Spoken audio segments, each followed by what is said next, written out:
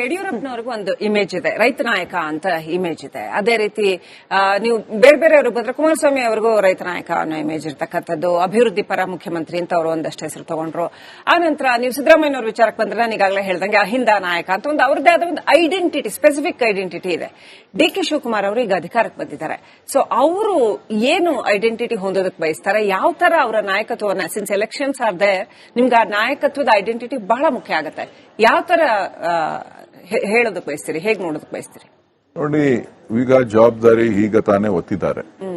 ನನಗೆ ನಂಬಿಕೆ ಇದೆ ಡಿ.ಕೆ. ಶಿವಕುಮಾರ್ ಅವರು ಈ ರಾಜ್ಯದ ಅತ್ಯುತ್ತಮ ಮುಖ್ಯಮಂತ್ರಿಯಾಗಿ ಹೊರಹೊಮ್ಮುತ್ತಾರೆ. ಸರಿ, ಈ ರಾಜ್ಯದಲ್ಲಿ ಇರ್ತಕ್ಕಂತ ಎಲ್ಲ ರೀತಿಯ ಜ್ವಲಂತ ಸಮಸ್ಯೆಗಳಿಗೆ ಪರಿಹಾರವನ್ನ ಐಡೆಂಟಿಟಿ ಏನಿರುತ್ತೆ ಅಂತ ಕೇಳಕ್ಕೆ ಈಗಲೇ ಹೇಳಲಿಕ್ಕೆ ಬರೋದಿಲ್ಲ, ನೀವೆಲ್ಲ ಕಾದ್ ನೋಡ್ಬೇಕು. ಪೆನ್ನು ಪೇಪರ್ ಕೇಳಿದ್ರಲ್ಲ ಸುರೇಶ್ ಅವರೇ, ಒಕ್ಕಲಿಗ ಸಮುದಾಯಕ್ಕೆ ಪೆನ್ನು ಪೇಪರ್ ಕೇಳಿದ್ರು, ಅದು ಸ್ವಲ್ಪ ಲೇಟ್ ಆಗಿ ಸಿಕ್ತು. ಪೆನ್ ಸಿಕ್ಕರೆ ಪೇಪರ್ ಇರಲಿಲ್ಲ, ಪೇಪರ್ ಇದ್ರೆ ಪೆನ್ ಇರಲಿಲ್ಲ. ಈಗ ಎರಡೂ ಸಿಕ್ಕಿದೆ. ಒಕ್ಕಲಿಗ ನಾಯಕ ಅಂತ ಕರೆಸ್ಕೊಳ್ಳಿಕ್ಕೆ ಅಥವಾ ರೈತ ಪರ ನಾಯಕ ಅಂತ ಕರೆಸ್ಕೊಳ್ಳಿಕ್ಕೆ ಒಳ್ಳೆ ಆಪರ್ಚುನಿಟಿ ಇತ್ತು. ಬಟ್ ಬಿಡದಿ, ನಿಮ್ಗೆ ಗೊತ್ತಿದೆ ಏನಾಗ್ತಿದೆ. ರೈತ ವಿರೋಧಿ ಅನ್ನೋ ಹಣೆಪಟ್ಟಿ ಕೆಲವೇ ದಿನಗಳಲ್ಲಿ ಬರ್ತಿದೆಯಲ್ಲ ಡಿ.ಕೆ. ಶಿವಕುಮಾರ್ ಅವ್ರಿಗೆ ಅಂತ. ನೀವು ಮಾಧ್ಯಮದವ್ರು ಕೊಡ್ತಾ ಇದ್ದೀರಿ ಹಣೆ ಪಟ್ಟಿನ, ರೈತರು ಮಾತನಾಡ್ತಿದ್ದಾರೆ. ರೈತರು ಯಾರು ಮಾತಾಡ್ತಾ ಇಲ್ಲ, ವಿರೋಧ ಪಕ್ಷದವ್ರು ಮಾತಾಡ್ತಾ ಇದ್ದಾರೆ. ಅಂದ್ರೆ ಹಸಿರು ಶಾಲ್ ಹಾಕೊಂಡು ಬೀದಿಲಿ ಪ್ರತಿಭಟನೆ ಮಾಡ್ತಿರೋರು ವಿರೋಧ ಪಕ್ಷದವರು. ಹೌದು, ನನಗೆ ಯಾರ್ಯಾರು ವಿರೋಧ ಪಕ್ಷದವರು ಅಂತ ನನಗ್ ಚೆನ್ನಾಗಿ ಗೊತ್ತು, ನಿಮ್ಗಿನ್ನ. ನೀವು ಬೆಂಗಳೂರಲ್ಲಿ ಕೂತಿರೋರು, ನಾನು ಆ ಕ್ಷೇತ್ರದ ಒಂದು ಪ್ರತಿನಿಧಿಯಾಗಿ ಕೆಲಸ ಮಾಡಿದಂತವ್ರು. ಯಾರು ರೈತರು, ಯಾರು ವಿರೋಧ ಪಕ್ಷದವರು, ಯಾವ ಪಕ್ಷದಲ್ಲಿ ಯಾರ್ಯಾರು ಗುರುತಿಸ್ಕೊಂಡಿದ್ದಾರೆ, ಯಾರ್ಯಾರ ಆಕ್ಟಿವಿಟೀಸ್ ಏನು ಅನ್ನೋದು ನನಗೆ ಗೊತ್ತಿದೆ. ಅಂದ್ರೆ ಹಸಿರು ಶಾಲ್ ಹಾಕೊಂಡು ಪ್ರತಿಭಟನೆ ಮಾಡ್ತಿರೋ ನಿಮ್ ಪ್ರಕಾರ ನಿಜವಾದ ರೈತರಲ್ಲ, ಅವರೆಲ್ಲ ಜೆಡಿಎಸ್ನ ಕಾರ್ಯಕರ್ತರು. ಜೆಡಿಎಸ್ನ ಕಾರ್ಯಕರ್ತರುಗಳು ಈ ರೀತಿಯ ಚಿತಾವಣೆಯನ್ನ ಮಾಡ್ತಾ ಇದ್ದಾರೆ. ಅವ್ರು ಕೇಳಬೇಕಾಗಿತ್ತು, ಕುಮಾರಸ್ವಾಮಿ ಅವರು ಮುಖ್ಯಮಂತ್ರಿ ಆಗಿದ್ದಂತ ಸಂದರ್ಭದಲ್ಲಿ ಅವ್ರು ಕೇಳಬೇಕಾಗಿತ್ತು, ನಮ್ಮ ಬಿಡದಿ ಡಿನೋಟಿಫೈ ಮಾಡಿಕೊಡಿ ಅಂತ ಕೇಳಬೇಕಾಗಿತ್ತು.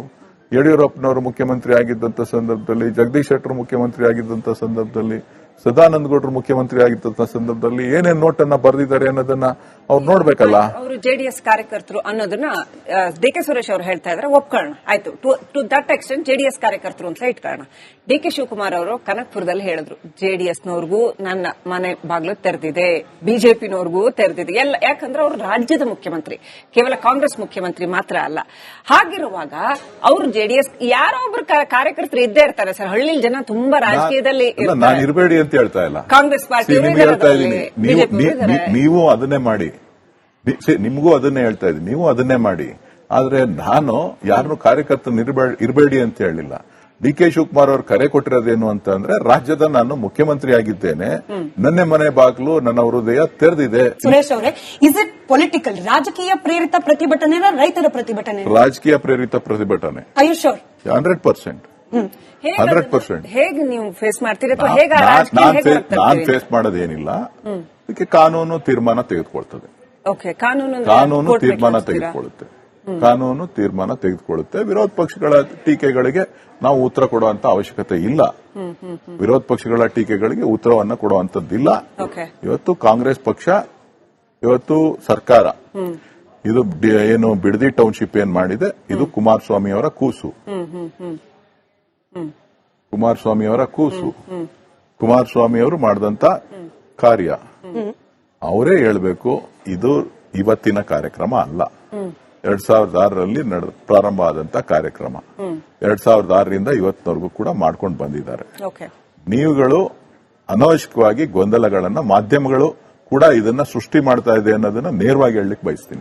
ಮಾಧ್ಯಮ ಸೃಷ್ಟಿ ಹೆಂಗೆ? ಈಗ ಮೈಕ್ ಹಿಡಿದಾಗ ಯಾರೋ ಒಬ್ಬ ಯುವ ರೈತ ಹೇಳ್ತಾನೆ, ಇದೇ ಕೆಲಸವನ್ನ ಬಿಡದಿ ಬಿಟ್ಬಿಟ್ಟು ಕನಕಪುರದಲ್ಲಿ ಮಾಡಿ ನೋಡೋಣ, ಅಲ್ಲಿ ಓಟ್ ಕಳ್ಕೊಳ್ತೀನಿ ಅನ್ನೋ ಭಯ ಇದೆ, ಬಿಡದಿಲ್ ಭಯ ಇಲ್ಲ. ಅದಕ್ಕೆ ಅಲ್ಲಿ ಜನ ಹೇಳಿರೋದು ಸರ್. ಜನ ಅಲ್ಲ, ಕನಕಪುರನೂ ಒಂದೇ, ಬಿಡದಿನೂ ಒಂದೇ, ರಾಮನಗರನೂ ಒಂದೇ, ಚನ್ನಪಟ್ಟಣನೂ ಒಂದೇ, ಇಡೀ ರಾಜ್ಯನೂ ಕೂಡ ಒಂದೇ. ಎಲ್ಲ ಕಡೆನೂ ಕನಕಪುರದಲ್ಲೂ ಕೂಡ ಯೋಜನೆಗಳನ್ನ ಮಾಡುವಂತ ತೀರ್ಮಾನವನ್ನ ಮುಂದಿನ ದಿನಗಳಲ್ಲಿ ಸರ್ಕಾರ ಮಾಡ್ತದೆ. So Bidadi is not a issue. DK. Shivakumar ಅವರಿಗೆ ಯಾವುದೇ ರೀತಿ ಕಂಟಕ ಅಲ್ಲ. ಇನ್ನೊಂದು ವಿಚಾರ ಸ್ಮಿತಾ, ಬಿಡದಿ ವಿಚಾರದಲ್ಲಿ ನಮ್ಮ ಪ್ರಶ್ನೆ ಏನಂದ್ರೆ, ಡಿ.ಕೆ. ಶಿವಕುಮಾರ್ ಅವರು ಮುಖ್ಯಮಂತ್ರಿ ಆದ ತಕ್ಷಣವೇ ಎಲ್ಲೋ ಒಂದ್ ಕಡೆ ಅವರ ಇಮೇಜ್ಗೆ ಧಕ್ಕೆ ತರುವಂತ ಒಂದು ಕೆಲಸ ಆಗ್ತಾ ಇದೆ. ನೀವು ಹೇಳ್ತೀನಿ ಕೇಳಿ, ಇಲ್ಲಿ ಈ ಯೋಜನೆ ಇವತ್ತಿನ ಯೋಜನೆ ಅಲ್ಲ ಅಂತ ಒಂದು ಹೇಳಿದೆ. ಕಳೆದ 3 ವರ್ಷಗಳಿಂದ ಇದಕ್ಕೆ ಬೇಕಾದಂತ ನೋಟಿಫಿಕೇಶನ್ಗಳು, ತಯಾರಿಗಳು ಎಲ್ಲವೂ ಕೂಡ ನಡೀತಾ ಇದೆ.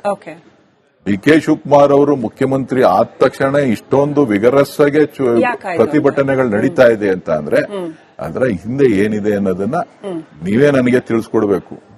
ಒಂದು ಅವ್ರನ್ನೆಲ್ಲ ಕರೆದು ಮಾತಾಡಿ ಅದೆಲ್ಲ ಮಾತಾಡಾಗಿದೆ ನಿಮ್ ಕಣ್ಣು ಕಾಣಲ್ಲ ಅಷ್ಟೇ.